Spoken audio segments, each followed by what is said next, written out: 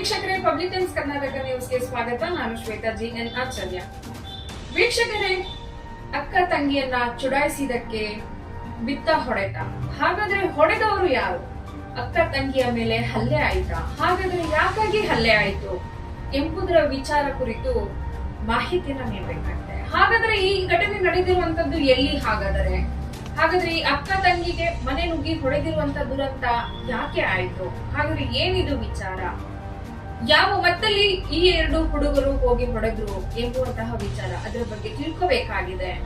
ಈ ಒಂದು ನಡೆದಿರುವಂತಹ ಘಟನೆ ಬಂದು ಚಿಕ್ಕಬಳ್ಳಾಪುರ ಜಿಲ್ಲೆಯ ಚಿಂತಾಮಣಿಯಲ್ಲಿ ಕಾಲೇಜನ್ನ ಮುಗಿಸಿ ಅಕ್ಕ ತಂಗಿಯರು ಇಬ್ಬರು ಮನೆಗೆ ಹೋಗುವಂತಹ ಸಂದರ್ಭದಲ್ಲಿ ಚುಡಾಯಿಸಿದಂತ ಇಬ್ಬರು ಹುಡುಗರು. ಆ ಹುಡುಗರು ಯಾರು? ಹಾಗಾದ್ರೆ ಕಾರ್ತಿಕ್ ಹಾಗೆ ವಿನೋದ್ ಎಂಬಾತರು.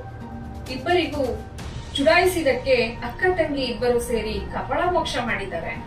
ಹಾಗಾದ್ರೆ ಆ ಕಪಾಳ ಮೋಕ್ಷ ಮಾಡಿದ್ದರಿಂದ ಇವರ ಮೇಲೆ ಹಲ್ಲೆ ಯಾಕಾಯ್ತು ಅಂತಕ್ಕಂಥದ್ದು. ಹಾಗಾದ್ರೆ ಸುಮಾರು ರಾತ್ರಿ 8-9 ಗಂಟೆಗೆ ಒಂದು ಮತ್ತಲ್ಲಿ ಹೋಗಿ ಅವರ ಅಕ್ಕ ತಂಗಿಯ ಮನೆಗೆ ನುಗ್ಗಿ ಹೊಡೆದಿರುವಂತಹ ಒಂದು ದುರ್ಘಟನೆ ಚಿಕ್ಕಬಳ್ಳಾಪುರದಲ್ಲಿ ನಡೆದಿದೆ. ಹಾಗಾದ್ರೆ ಈ ವಿಚಾರವಾಗಿ ತನಿಖೆ ಏನಾಗುತ್ತಿದೆ? ಈ ವಿಚಾರವಾಗಿ ತನಿಖೆ ಆಗ್ತಾ ಇದೆ. ಕಾನೂನಲ್ಲಿ ಏನು ಸ್ಪಷ್ಟತೆಗಳು ಸಿಗುತ್ತೆ ಅನ್ನೋದ್ರ ಬಗ್ಗೆ ನಾವು ಕೇಳಬೇಕಾಗಿದೆ.